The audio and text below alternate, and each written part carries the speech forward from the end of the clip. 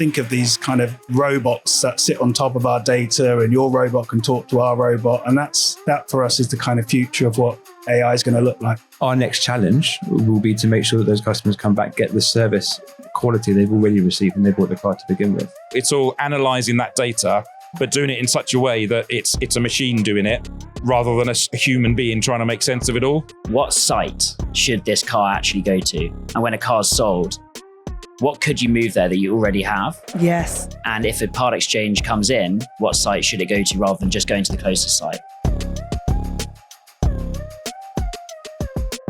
So welcome back to Drivetime podcast, live at AM Live here in Birmingham. I'm joined now by Paul Hilton, who's head of retail for JATO. Paul, welcome to the show. Thanks for having me.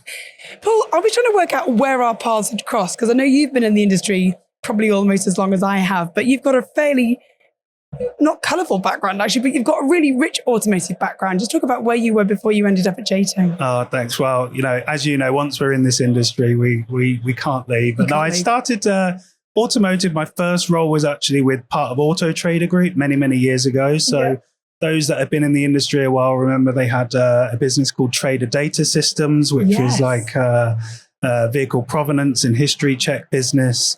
I was then with Mannheim at their Portfolio Europe business, if anyone remembers that, which is kind of now Modix as it is today. And then most of my career was spent with the team at G-Forces and what became ATG, and of course is now part of the Keyloop business. Keyloop. Yeah, it's part of the family. So G-Forces were, I think, early. It was great because as consumers were moving online, retailers were taking their businesses online, and e-commerce was really emerging. And actually G-Forces were the first to really develop out that e-commerce solution specifically for the car retail space. And so they were big. Always used to have huge presence here. So JATO then, what tempted you over to JATO? Because that's very data-driven and quite different from e-commerce, but I suppose not so much because it's still data-driven. Well, and look, the opportunity with JATO was one to come in and really shape that retail proposition. JATO's huge in the OEM space, very big in leasing across Europe and a number of other markets. And we really wanted to develop out that retail proposition. And we might not be particularly known in the dealer space here in the UK, but most dealers will be using JATO data at some point through their workflows, whether it's ordering vehicles or checking history on cars or whatever they might be doing. So it was a real opportunity to come in and sort of shape what retail looks like with JATO, which has been great. I mean, I've been here just over 3 years now, so feel like firmly sort of settled into the business, and a lot more international stuff, which is actually quite interesting as well. So Paul, just walk us through the JATO sort of suite of data tools and what you're working on right now. Not talking specifically on the UK, but if we look at retail overall, JATO's data is in inventory management systems, it's in auction platforms, it's a globalized sort of standard vehicle taxonomy. So lots and lots of different applications use that. As I said, leasing companies, rental companies, defleet operators, search engines. Even if you're Googling something or using Copilot, there's a chance there's some JATO data, and it might literally be the make, model, trim, description of that vehicle is powered by our data. But when we get into the kind of detail of it, it's weight, dimensions. Most people using EVs will be using charge apps. There's JATO data in there telling you which charge points you can use and where and so forth. So it's a really rich data set, and there's lots and lots of different use cases for it. So are you layering on lots of new different data sources to be able to kind of provide that richness of like vehicle lookup, like you say, how and where you charge, how long you need to charge for? There's some really, I think consumers are learning how to behave differently with vehicles now, and it's finding out where you get that information from. Well, I mean, we're a source of data to those companies that then build those layers. So if you think, we're an ingredient to whatever their proposition might be, because if you take the charge scenario, the vehicle data is just one component. They're then looking at the map software. They're looking at the kind of actual charge points, availability of those charge points, which isn't our domain at all. So we're a kind of component supplier that helps those companies build those applications. But when we look at the dealer stuff, we are layering on more things around being able to identify those vehicles and identify the vehicle spec and options, which is really the kind of heart of our business. So, we can tell dealers from a reg number exactly what was built on that car when it came out of the factory, what options are on that car as standard, and what were fitted out of the factory, what they were worth. And that should help dealers better value vehicles, better source vehicles. But again, we will work with dealers directly, but also integrate that with systems providers, dealer management systems, web providers, and so forth. Yeah. And then looking forward then, Paul, are you what's kind of on the roadmap for you for 26? You kind of, because what we've seen a lot, particularly on the podcast, is like AI. Are you AI ready? You mentioned how you're powering Copilot, which is another, we have that embedded into all of our Microsoft tools now, and it's becoming a bit of a game changer for us all. So what can we expect from JATO in 26? Yeah, I mean, we are building an agent framework on top of our data to really help businesses that want to come in and pull certain aspects of different data. So they might want last month's registration data in France, combine it with, top selling vehicles in that market, average price, average discount, average equipment. So that agent framework will really be an enabler really for us. I mean, we're not building chat tools. We're not building those kind of front end applications, but we need that agent framework to allow those different AI applications to come and talk to us. And we've been quite cautious on our AI journey. Lots of people have kind of jumped in with 2 feet when it comes to AI. We've done some. I mean, we've got AI descriptions in our dealer products, so it will write you your advert based on the fitted options of the car, but that's really quite basic in terms of AI today. But the future for us is think of these kind of robots that sit on top of our data, and your robot can talk to our robot. And that for us is the kind of future of what AI is going to look like for JATO. So we need to enable customers to come and pull that data and to go and build their AI tools off the back of that. What are the trends that you're seeing now in terms of registrations across new and used car, across different markets? Are certain countries more buoyant? Are certain countries, we've seen lots of new entrants coming in, which really is changing the whole dynamic of the industry, isn't it really? Yeah, it is. I mean, the growth of Chinese OEMs is still very, very important. As that's not new news, and it will be talked about a lot, I'm sure, throughout the event. There are a lot more brands coming. There are a lot more entering the European market. Not even just in the UK. We're seeing growth in Southern European markets for new Chinese brands. There's growth of EV in those markets now. They've been quite slow to adopt compared to the UK, which has been, very much at the forefront of that. So that's starting to change. So I think the next 3 to 5 years, we'll see a real shift in the profile of brands across the European market, and even some here today that are brand new coming into the UK market because they know it's been proven. BYD have been hugely successful. Others have been greatly successful in the UK, and Europe is next. We're seeing a lot of growth in Germany for Chinese brands, Italy, Spain, like we talked about. So certainly an interesting few years ahead. And they're so competitively priced as well. So I think what we're going to see, it'll be interesting as your data tracks it, I think, Paul, residual values, how they start to play out in those spaces, because leasing providers are having to forecast totally new product that has no history. So it'll be interesting to see kind of how the data kind of corrects itself and the change in those options, like those manufacturers are bringing out pretty standard vehicles. Like, you don't build it like you would do a typical kind of German-made vehicle. It comes fully off the boat, fully spec'd. But those fully spec'd cars change very, very quickly. So, even in the same model year, you could have 2, 3, 4 different key pieces of feature on that vehicle. So how do you know the car you're looking at 3, 4 years down the line was the October to December version of it?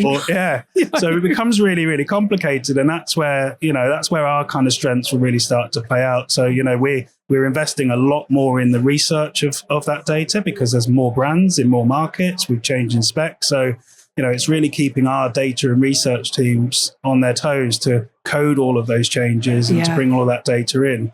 But that for us is an investment for the long term, because those cars will stay on the road for the next 15, 20 years. And, downstream, different companies will need that data. But it's not without its challenges, but it's good. Yeah. Keeps you busy. It does. Keeps us very busy. Yeah. Paul Hilton, thanks again so much for joining us on the podcast. Enjoy the day. Take care. Bye.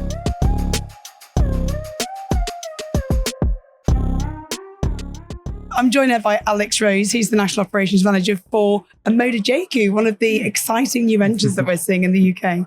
Thank you for having me. It's my pleasure. So, Alex, I know we've known each other for a long time, and you've been in the OEM space for forever, but you attempted across to OMODA about a year ago. So just tell me what's going on in that manufacturing. Some cool new brands coming. What can we expect? Well, yeah, it's been a hell of a journey. I joined last April. I was employee number 27, so not quite the first one. Wow. I joined actually the day after we moved into our new office, and there were 3 people in the office when I started, and now I can't get a seat in there. Where is it? Chiswick. Oh, nice. Yeah, Chiswick Business Park. It's nice. Yeah, it's a lovely office, lovely space. But yeah, we ran out of space. The office is growing so quickly. You're going to have to expand. Yeah, no, we're looking at that, absolutely. Expansion is the word, to be fair. We're expanding our product line, expanding our network, expanding our team. And it's just, we've been amazed by the growth and the success. We all knew it would be a success, but what we've seen has been incredible, and there's only more to come. So what are you kind of responsible for, and what are you busy with right now? So I work in the network development department, although I have a really strong overlap with sales. So my main responsibilities really are to think about what our sales and retention strategy is, and then think about what suppliers we need, what we need to measure and incentivize, how we can track the behaviors we're looking to see to ensure we have good retention in the future and hit our sales targets in the short term. And then also, how do we performance manage and incentivize the network through margin and scorecard and things like that, and make sure all of those things are properly communicated and there's a kind of coherent strategy which underpins them all, so that our retailers know exactly what we're looking to achieve in the future, how we're looking to measure it, and what their individual role in all that is, really. So when you mentioned retailer scorecards, actually, that's a really traditional. So there are KPIs that have been in place for a long time. Coming in with a brand new entrant, can you rip some of those things up and start again with how you incentivize and manage retailers? Yeah, I mean, it's not, there's a reason why most manufacturers have scorecard and margin structure in the way they do, and that's because they've been proven to be effective. So there was no need to rip them up as such, more just let's focus on the things that are most impactful and most simple to measure, really.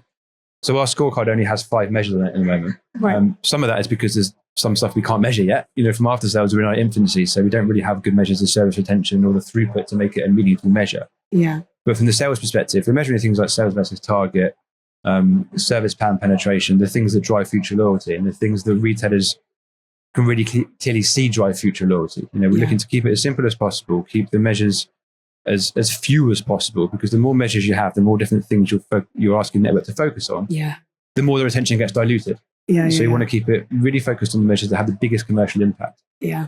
So just thinking about what you've been launching in 2025. Well, our first car was the OMODA 5 and E5, which launched in late August, September last year. And then the JAECOO 7 launched in January. And we launched the super hybrid alongside the petrol. Yeah. We launched the OMODA 9 in May. We've just launched the JAECOO 5 this month. And just about 2 hours ago, actually, we removed the embargo on the OMODA 7 as well. Nice. So that's also coming very soon. So pretty much every quarter we have a new car to launch. Yeah. So they come thick and fast.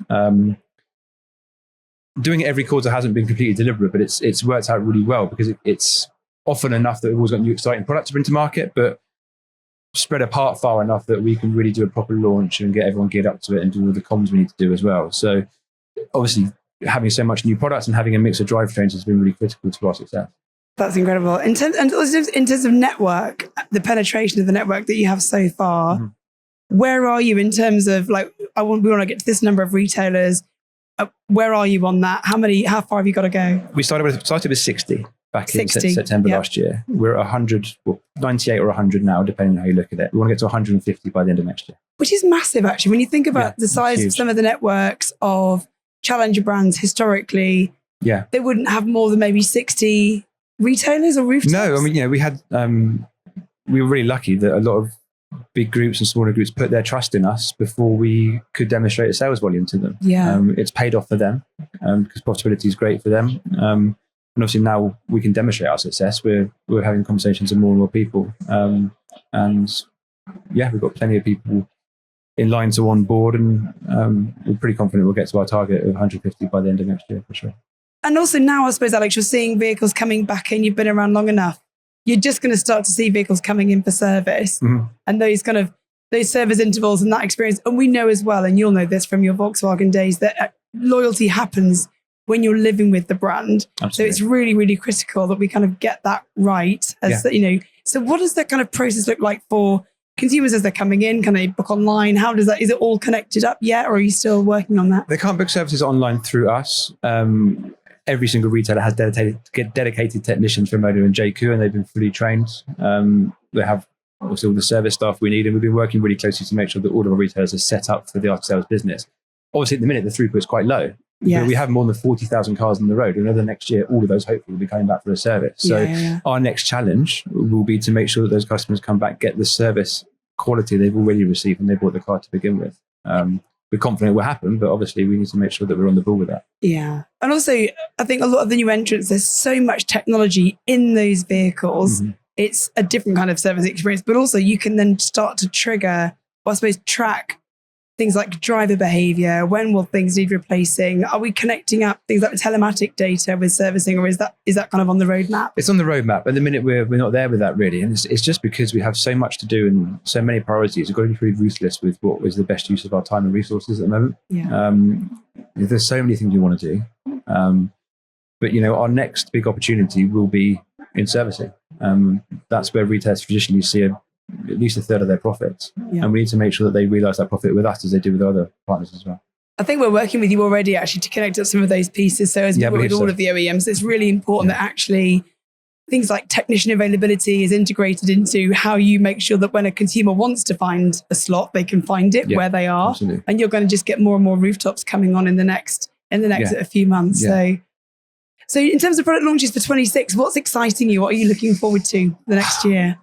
Well, we've got the JAECOO 8 coming. We're not exactly sure when, and a few others as well. The truth is, it's still really to be confirmed in terms of what's coming and when. There's not too much I can say really. Right. But there's plenty more products in the pipeline with facelifts and everything else. It won't be quite at the same pace as we've seen traditionally, but the excitement we've seen for the last year in terms of bringing great new products to market all the time, that's going to continue. For consumers, how do they, or also actually retailers that are thinking about it, how can they come and experience the product? Are you doing big events, or are you going to go to things like Company Car in Action? I think you were there last year.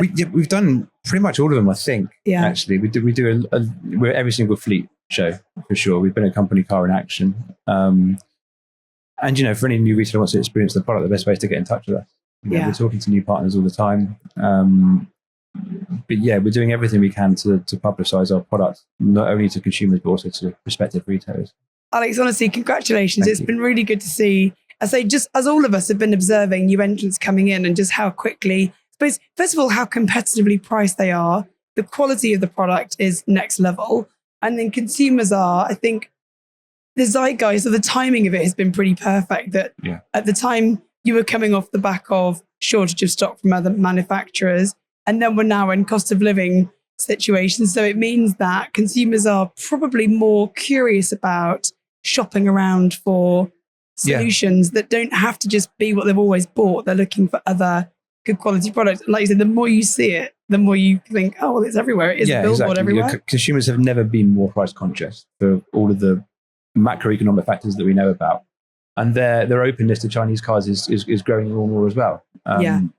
We have to make sure that we live up to their expectations in terms of not only the experience but the quality of the product as well. Yeah, because with a new entrant, not just because it's Chinese, there is a level of nervousness in adopting a new brand. So we need to make sure we match our expectations, and that's been the big challenge which we managed to overcome. But of course, that's changing all the time, and that's growing all the time. And the openness and the willingness to look at brands like us is increasing, and it's increasing in our favour, as you say. Fantastic. Alex Rose, thank you so much for joining me on the podcast. It's been great, and I can't wait to see what's going on in 2026. And also any events that you've got where you've got product, hopefully we can talk about it on the pod and get people to come along and try it out. Of course. Thank you for having me. Thank you. Thank you.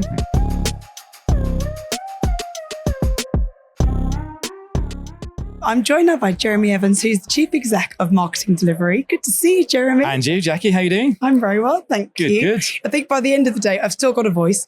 By the end of the day, it might be different. You never know. But it's great to see you. I know you're speaking today on one of the panels. Yeah, I'm up with on the Impel panel at 2:00, talking all things AI. All things AI. Yeah, just giving a bit of the data background into AI, really, and how, as you know, at AM for years, I've been talking about the importance of dealer data. So now I'm talking about the importance of dealer data, but on somebody else's panel, not our own. That's good. Yeah. So I think, obviously, we see at this show every year, there's loads of new startups coming in, a lot of them thinking about AI and how we kind of think about lead nurturing. Your background has always been, how do you make your marketing spend more effective so you're not losing those leads? You kind of had email products. Talk a little bit about, for anyone that doesn't know what marketing delivery does, sort of what your background has been. So our background really stems from my time in dealerships. Where we had all these different data sources, customer data, vehicle data, coming at us from all different angles and trying to make sense of it to figure out how we communicated with customers and what they needed next. And you fast forward 20 odd years and here we are, and it's all electronic. So we've really built the things we wish we had when we were in dealerships 20 odd years ago. So it's about taking that dealer data from all of its different sources, aggregating it all together into one place, and then mapping out the customer comms journey. So when do we need to speak to people? When is it going to be relevant for the customer so that they'll likely engage and answer and come along, rather than just blindly fire emails at them and hope something sticks. Let's put a bit of science to this. And in which channel? Yeah. Let's stick some algorithms in there. Let the data and the machine do the working to say, right, we think this customer is due an email here, so let's send it to them. Or that customer maybe an SMS there. Or we've sent them an email and it bounced, so we'll send them an SMS instead. Yeah, I love that. Mapping stick an algorithm in there. Yeah, stick an algorithm. Yeah, my developers will hate me for saying, just stick an algorithm in, it'll be fine. And that's what drives everything really. It's all analyzing that data, but doing it in such a way that it's a machine doing it rather than a human being trying to make sense of it all. So in the days when we had dot matrix printers and it was Rev 7.3 or something, when we were all literally drawing lines on bits of paper to try and figure out who we wanted to contact next, it's now getting the machine to do that and saying, right, here's the people who we're going to contact and here's how we're going to do it. And if they behave differently, we'll change the way we behave. So if they click a button and go off somewhere else, we'll change the contact plan and they'll get a different set of messages, or they will revalue what they're looking for in a used car, and we'll present them back with different values of cars because they've clicked here.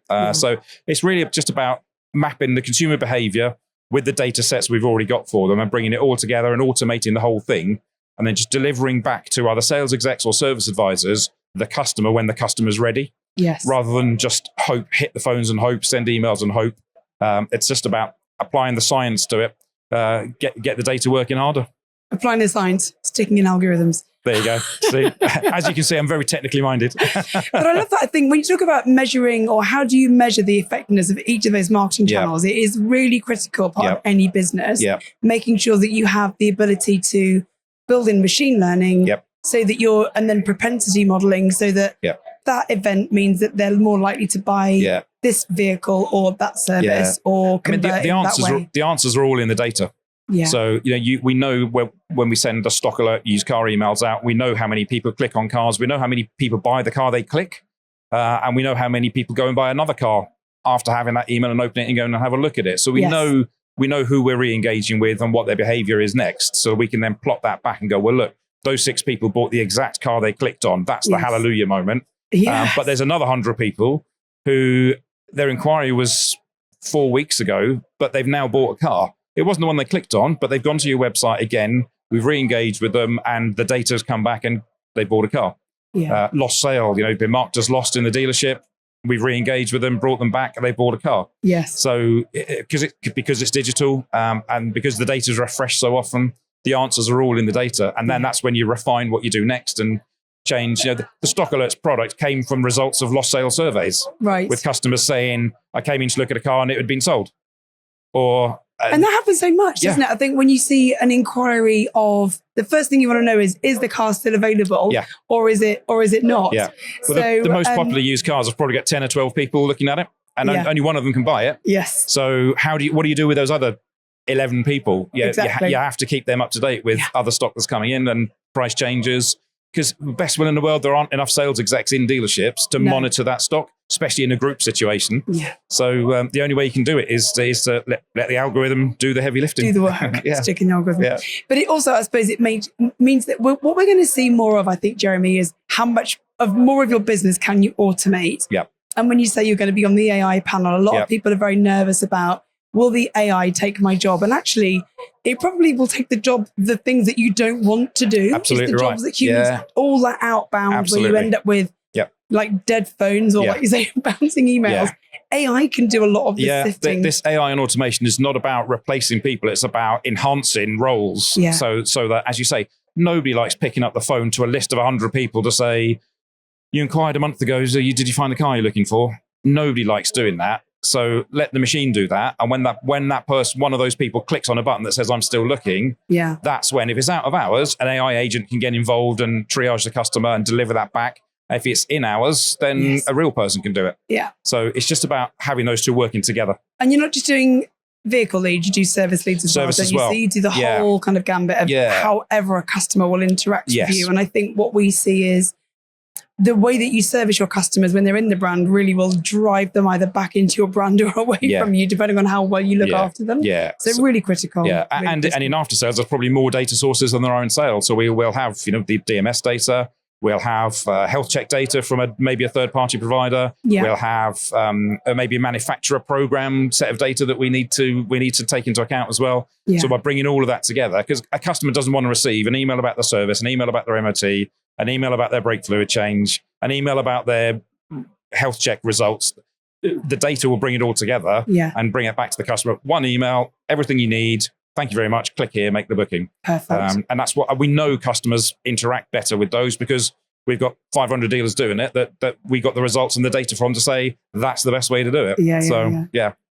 Now, listen, I know you've got quite an exciting announcement, haven't Oh, you? we Because have. we spoke last week and you said this was going to be announced or it was about to be announced. Yeah. And you're working now. Do you tell the news because it's your news to share? Yeah, we completed on Monday.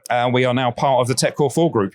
What does that mean for you in terms of like, this is a great partnership now and you're Yeah. going to be part of that We've group? been talking to them. We work with them with mutual clients for a while, and we've been talking about how do we kind of get a bit closer and maybe plug everything that we do together. And it was just logical then to just do it as one entity rather than separately because they have manufacturer data that we don't get because of their links with OEMs.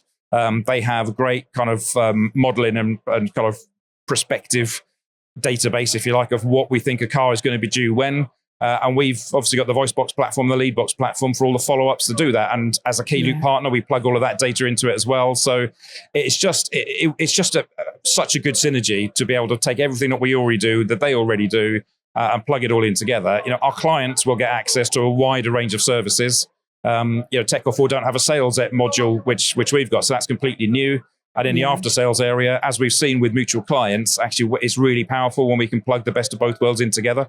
So really exciting. It's the next phase of marketing delivery as part of TechCore 4. And it's really exciting plan. So we're all really cracking to just to get underway now and get going. And I suppose the big win for you guys is they're already global. Yep. You are very focused primarily, I think, UK. Yep. So Yep. this means that you can probably expand your Yes. tech across Yep.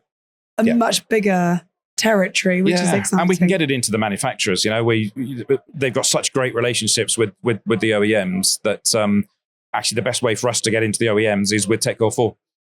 So there's an opportunity there straight away for us to take our products to the OEMs and go, this complements what you're already doing. So let's roll it out. We've got technical connections and API links already. So there are some quick wins for clients of marketing delivery and TechCore 4 that we'll be able to turn on straight away, as well as that kind of future roadmap stuff as well. So it's just a perfect synergy for us. TechCore 4 wouldn't be interested in us if we didn't have a good team and great client relationships. So it's kudos to the team for getting us to this point, and they're all on the journey now with us together because we all go again with TechCore 4. I can't wait to see what you guys do in 2026. Yeah, it'll be really good, really exciting time for us. Thanks for coming, Jeremy. Good to see you. Good to see you. Good to see you. I'm joined now by Elliott Perks, who's the CEO and founder of Jigcar. Welcome to the show. Thanks, Jacqui. Thanks for having me. Good to be here. Really good to be here. Now, the last time I saw you, I think we were waiting to go into an event and we just got chatting in the queue. Yeah, I think it was the Motor Trader Commercial Awards or something. It was an interesting event. Yeah. It was like an event that shouldn't have even happened, but it did. But there we go. It was we were up for an award, first one of the night, didn't win it. And then it's just a pretty, that's between me and you, whether or not I left before dinner. left. So when we were there, I think we were there because we'd been invited to go and represent something, but we didn't. We were ended up cheering on a woman that we'd never met before who did win. We were very, very pleased for her. Nice. We digress. So Jigcar, you're exhibiting here at AM Live today. We are.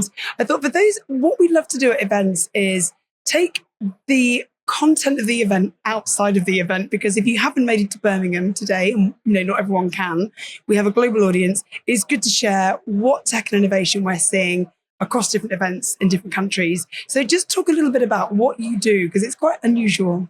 Yeah, so we are AI driven, obviously.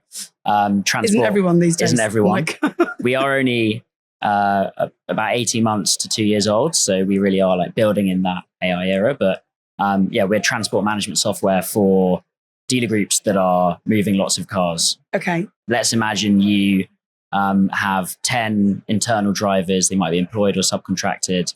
You have 2 transport providers that you agree rates with. And then you also use a transport marketplace like MoveX.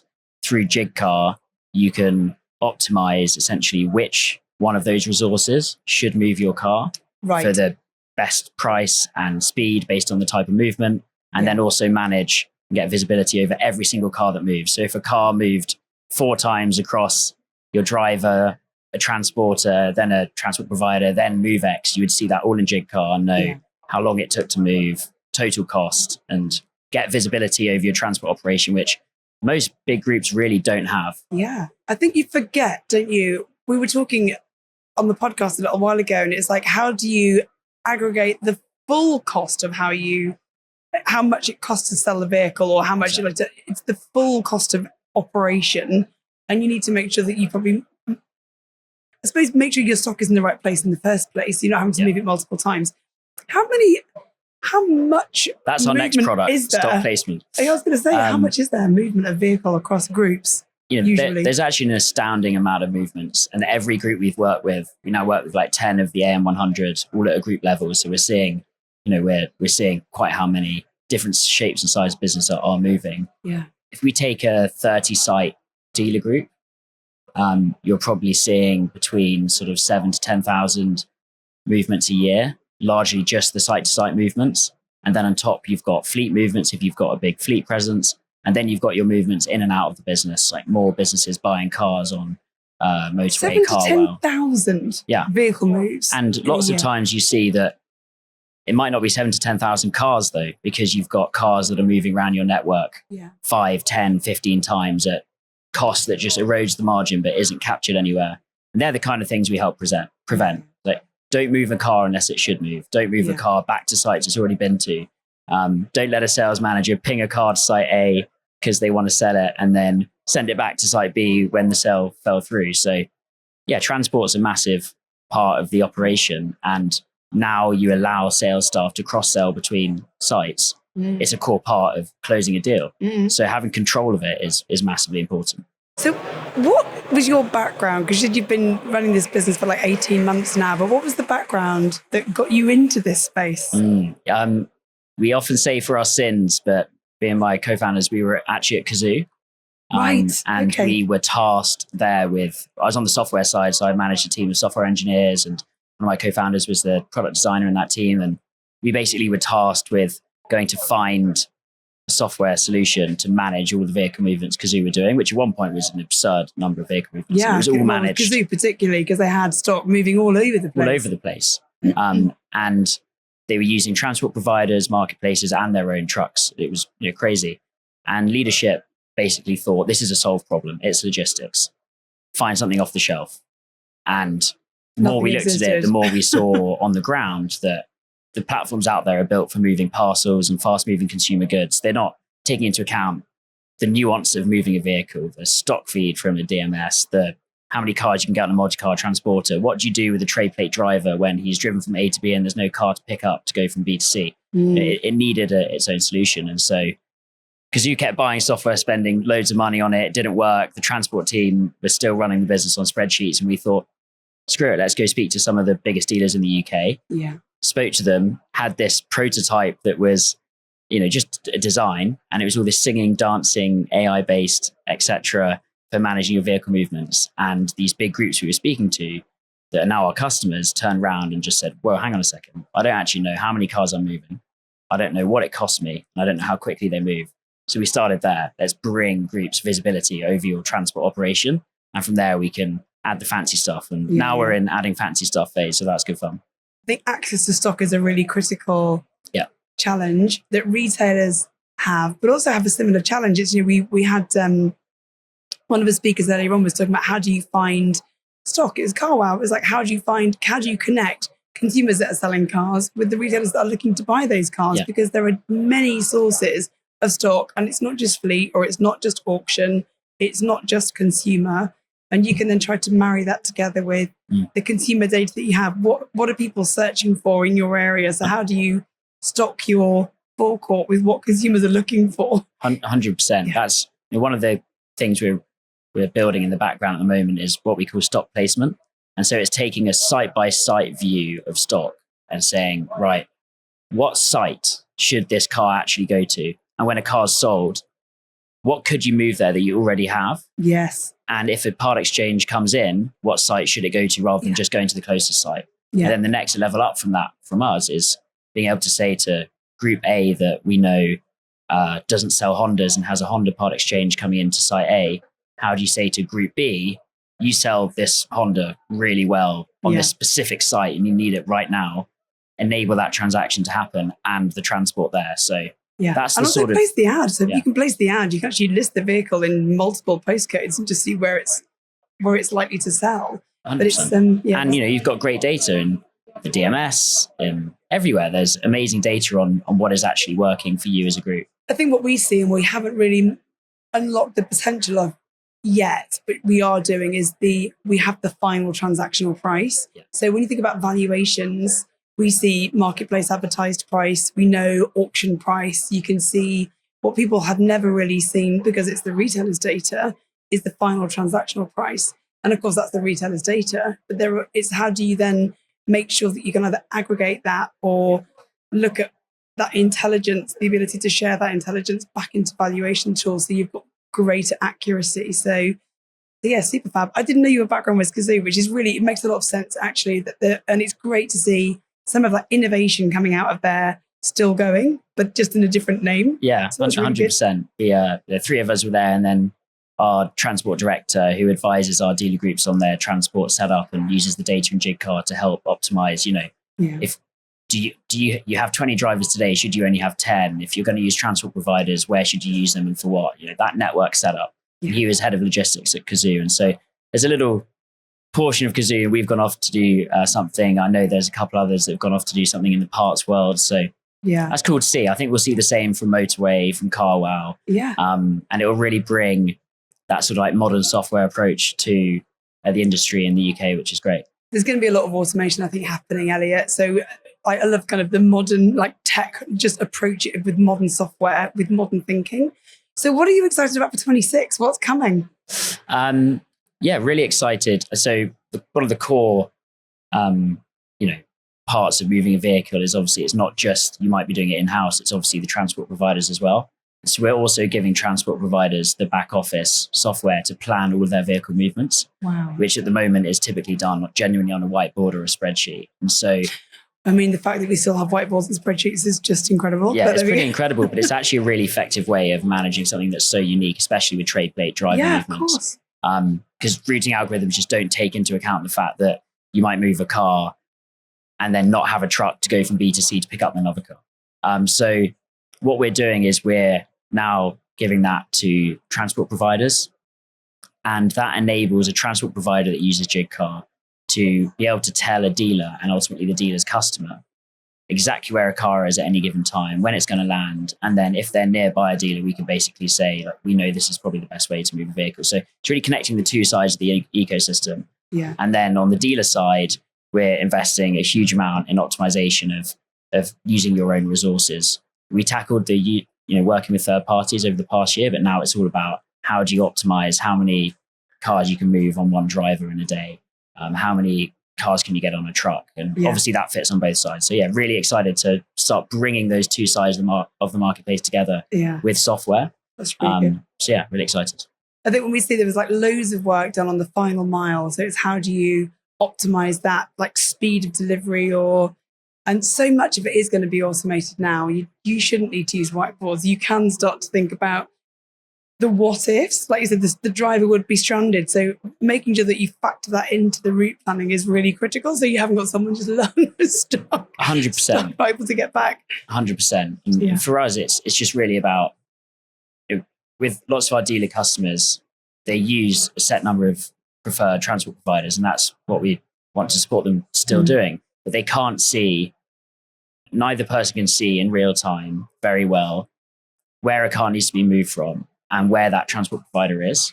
And so we want to be able to match those two things up, but between your trusted providers, not as a marketplace, but with Group A that always uses transport provider A. How can you make sure that you can move a car as quickly as possible based on the other work that they're doing in a day?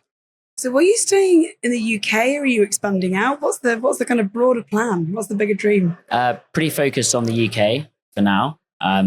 We're really focused on the UK, moving into stock placement, like I mentioned earlier, about where to actually place your vehicles, and also looking at the routing of parts vans, which is very aligned to what we're doing with cars. Yeah. So that's really the focus over the next year. So when you say routing of parts, so like literally parts optimization, how do you make sure you deliver parts just in time, ordering, that kind of thing? The actual routing of the vans themselves. Right. So how do you make sure you can fill the van as much as you can with the parts you've got, and then route it?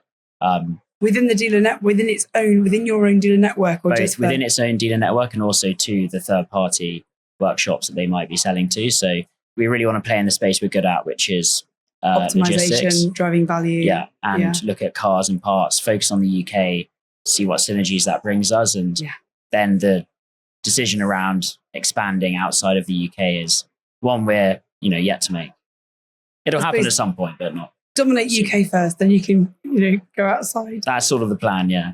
Thank you so much for joining us on the podcast Thanks for having today, me. and enjoy the rest of the show. I know it's been super busy out there. So yeah, it's actually really good today. It's really good. Enjoy. Awesome. Thanks, Jacqui.